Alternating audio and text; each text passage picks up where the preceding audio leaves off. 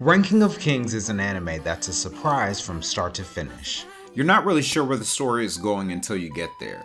It could be compared to Made in Abyss. They both start out very happy with fun, lighthearted art styles, but quickly turn gruesome and dark. The difference being, Rank of Kings didn't allow you to feel low for too long, as the shades of midnight were balanced well with pink moments of exuberance and joy. Yet the reason we're coming to the series today is because of Rank of Kings' depiction of disability. So let's look at Ranking of Kings through the eyes of a special educator. Firstly, let's talk about Bojii-kun. He's our main character, a very small prince who is the offspring of giants. We find out only a couple moments into the first episode that he also cannot speak because he's deaf. It isn't often that we see this type of depiction centered in animation.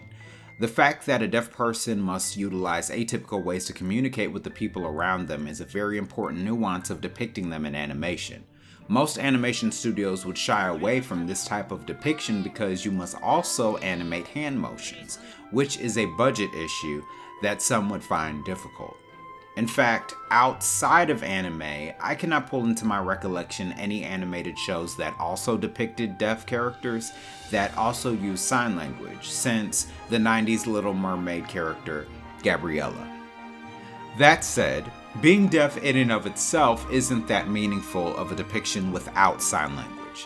When it comes to disability, it's important to also depict the ways in which the community in question express themselves in meaningful ways. Sign language is a very big part of being deaf for their community, so showing a deaf character without it, without actual sign and not some fake sign created for the show, is just deaf depictions for cool points. And they can have that if they want, but kudos to Rank of Kings for centering sign language in their narrative. Now, as a special educator, what interested me most about their depiction of disability is the world that they built around Bojii in the story. Boji couldn't speak, so he was taught sign language. His attendants all learned sign to help him communicate around the palace. Even the royalty, his stepmother and younger brother, learned sign to communicate with him. I thought that was wonderful. It takes a lot of time and effort to put that into an animated production, and they're actually using Japanese Sign Language. Another thing that we learn right away with Bojii-kun is that the people around him think that he's stupid. Now, Boji is quite naive, as he's gotten essentially robbed a couple of times in the story because he is too trusting.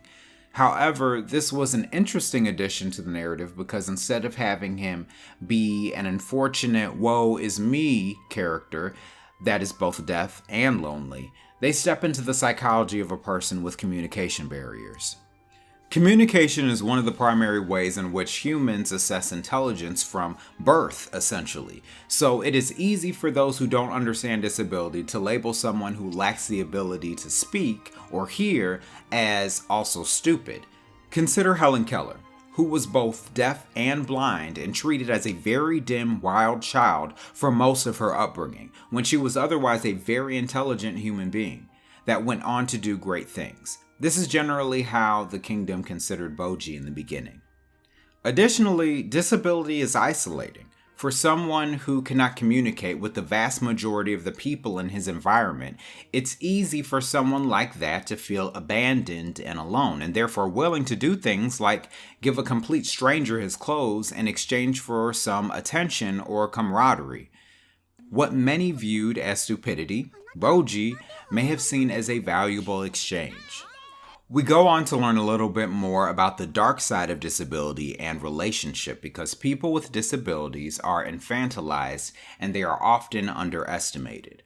For Boji, as he learned sign language, he also learned to read lips, a skill that he didn't inform others that he had learned. And so harmful words assumed he couldn't understand that were spoken out of frustration for his naivete, his stupidity, or just out of the fact that he couldn't communicate, reached his heart.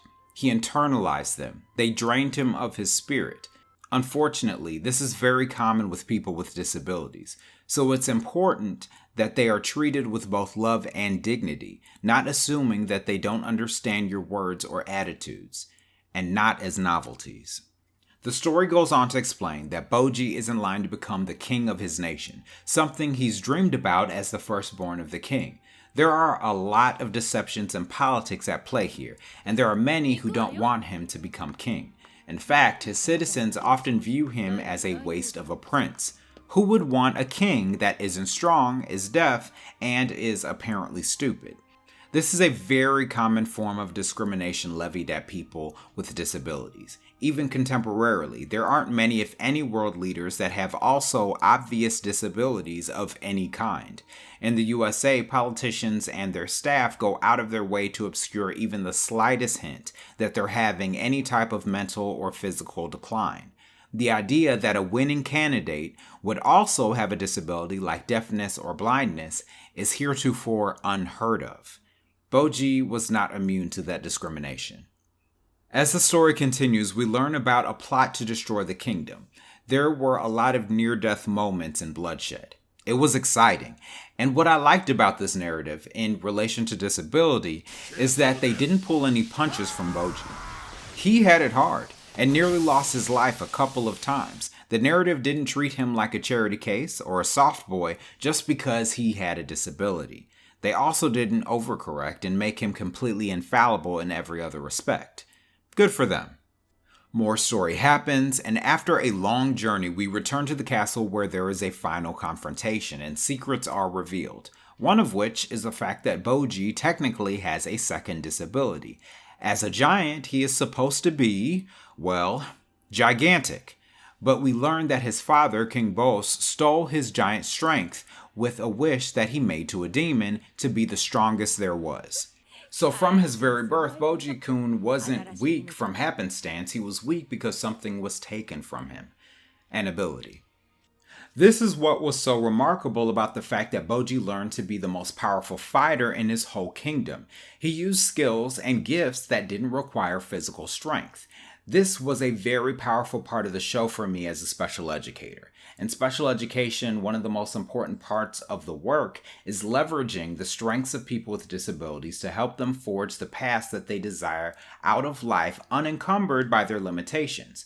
We don't correct disability. We overcome its limitations with our strengths. When Boji couldn't understand people, he learned to sign and to read lips to communicate. Because he was born weak, he learned to fight with evasion and precision. This is a common trope in many shonen anime. Someone weak becomes strong through some exception to the rule, but through the lens of disability, this trope has additional nuance. As the story reaches its conclusion, we see that Bojii-kun gets everything that he desired. He gets the kingship that he longed after, everyone he cares about is now safe and secure, but he decides at the last to leave his throne to live a life with his special friend. Which narratively is an interesting character choice.